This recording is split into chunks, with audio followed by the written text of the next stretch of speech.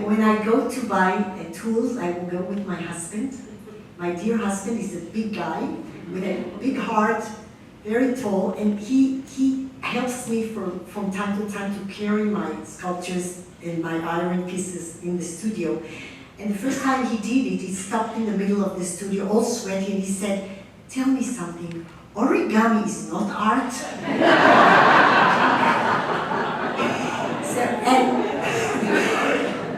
But he's really helpful.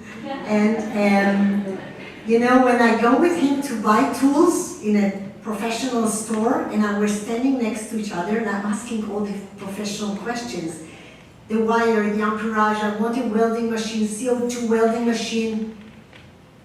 And the guy doesn't answer me, he answers only him. And then he says, my husband says, "Don't you see, I don't understand what you're talking about?" He said, "Why did you come to buy a welding machine?" He says, "I didn't come to buy a welding machine, she did, please speak with her." And whenever I want a present for birthday, it will be a crane, it will be, yes, I love it. Now, one day I met a curator, and she said, "I'm not going to curate your exhibition because I'm curating only photography." I said, "Why did she say this? I don't know, I didn't ask anything."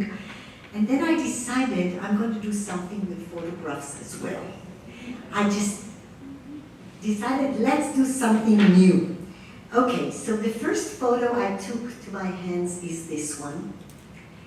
You see, because I sculpt objects and belongings that represent people, when people are gone, what's left is really meaningful. And you see, this is my mother. She was beautiful, I know, I look like my father, I know. And these are my two aunts, my father's sisters. And I took this photo, it was the first one, I sculpted the chain here, and then I made them in the photo show, I made them disappear. And as they disappear, their belongings are becoming more and more important.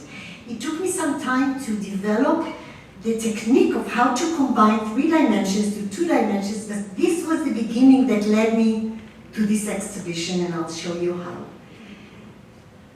This is Gidl. They are all family photos. She is my husband's relative, and she was gone in the Holocaust. And what's left is her hat or her belongings, if at all. This is another photo. It's my grandfather when his friends came to farewell him when he left to Palestine, to Israel. And I made, it's a huge piece that is now in New York. And 3 aunts. You see, I think everyone can find in his album people that look almost the same from the previous generation. So this is how it all began with photographs. Now I would like to go back to wandering and moving from one place to the other. I looked at my parents' belongings one day. They passed away a few years ago, and what I asked my brother and sister is to have the photographs and documents.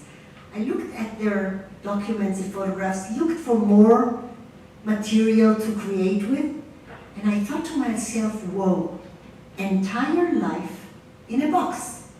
Their entire life is in a box. Immediately, it made me think about the refugees. Immediately. So works that are not here, and I made later, are drawings.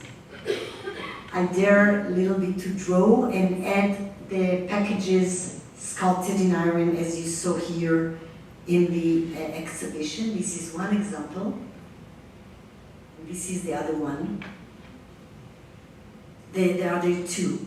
Now, I wanted really to continue creating on photographs because I felt that it's new and it's mine, and I wanted, so I contacted Reuters news agency, and they gave me the permission to sculpt on their photos because I wanted photographs of refugees, and I cannot be in Lebanon or elsewhere.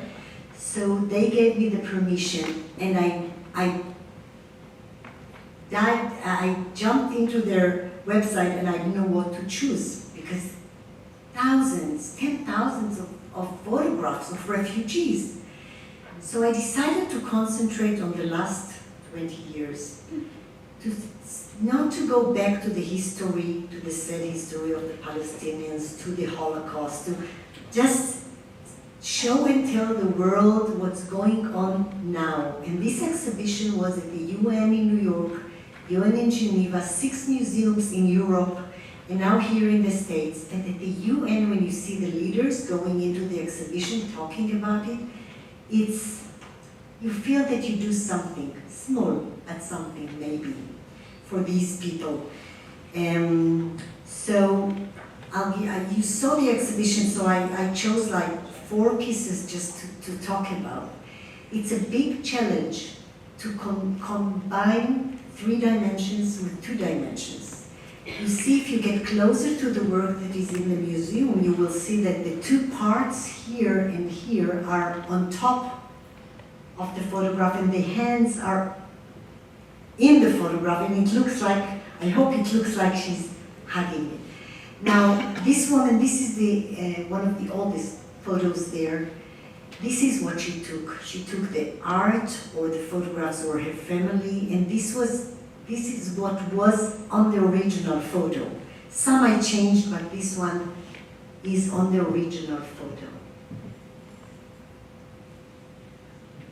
In this photograph, I think the biggest part and the best artist is the photographer.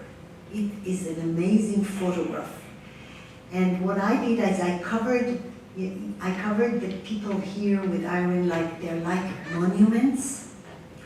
It's like a monument, or the world look at them as one piece.